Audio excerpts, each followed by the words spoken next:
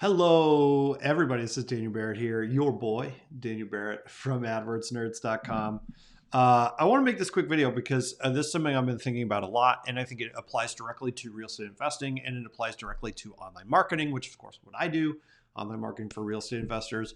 So what I want to talk about today is the idea of constraints. Now, constraints is really, there's this whole fascinating field called the theory of constraints. If you've ever gotten into any kind of like manufacturing, sort of theorizing and stuff about how to make something incredibly productive or profitable, you probably heard of the theory of constraints.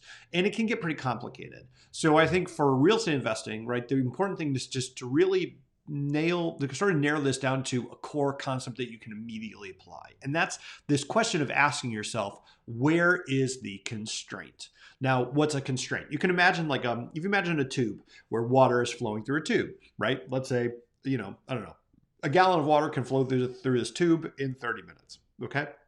So if the tube narrows in the middle, right? So the diameter of the tube is smaller, that means less water can flow through. That's going to restrict the output of the tube, right? If I restrict the center of that tube to just like half of what it was, now instead of getting a gallon out, I'm going to get, let's say, half a gallon out, right? So if I restrict the center of the tube, what that does is that restricts the output of the entire tube. It doesn't just restrict the middle and then it fills back up again. It doesn't. Everything gets limited to the constraint, right? So there's a constraint in pretty much any complicated system, any complex system.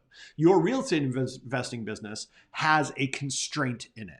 From the moment that you get a call, to the moment that you talk to the seller, to the moment that you get the information from the seller, to the moment you go and have the meeting, to the moment you have to get all the information down to the paperwork, those are all discrete processes within the business. And there's always going to be a point at which the capacity for you to do that work and get the deal done and out through the back of the business is going to be limited. That's your constraint, right? If it just takes forever to get information from the sellers, and so it's hard to put together the paperwork, and so you can only process 2 deals a week instead of 5 deals a week or 10 deals a week, that's the constraint.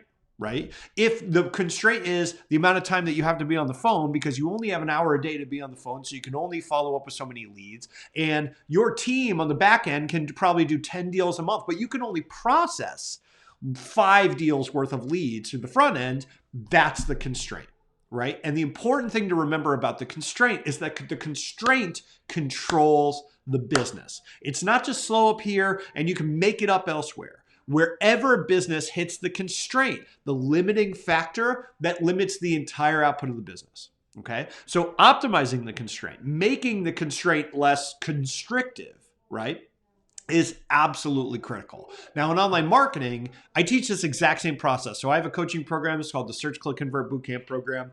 And in there, I teach this process of diagnosing an online marketing campaign in Google. Right? And I say, look, if you're not getting deals, there is a step-by-step checklist you go through. And I call it the kink in the hose, right? So you can think like a garden hose and you got the water coming through and there's always that thing where it like twists and the water stops coming out. And you have to go back and figure out where the twist is so you can untwist it and let the water flow through the hose. It's the exact same concept of the theory of constraints. Where is the constraint? Is my constraint the fact that, hey, my ads are doing great, my landing page is doing great, the cost is good, but not enough people are seeing my ads? That's impression volume, right? Okay, so that could be a constraint.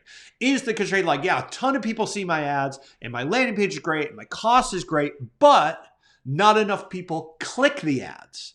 That's another constraint, click-through rate, right? Is the problem, yeah, enough people see the ads, enough people click the ads, my conversion rate is great, but my cost is extremely high, so I run into my budget cap every day and I can't run my ads anymore. Now, cost is the constraint, right? And likewise, enough people see the ad, enough people click the ad, cost is doing great, but when they land on the landing page, they don't convert. That's conversion rate. Every single marketing campaign has a constraint. And if you are ever doing any kind of marketing, whether it's mail or anything, or even you're trying to improve the productivity of the business, or you're trying to improve the amount of money you make per deal, the question you need to ask yourself, the question that is going to transform everything you do and show you how to fix the problem, is always going to be, where is the constraint. And if you could figure that out, if you can figure out where your work is backing up, if you can figure out where your costs are skyrocketing, if you can figure out where your volume just dies, and you can figure out where that is and you can solve that problem or address that problem, that is the key to sustainable and incredibly profitable growth.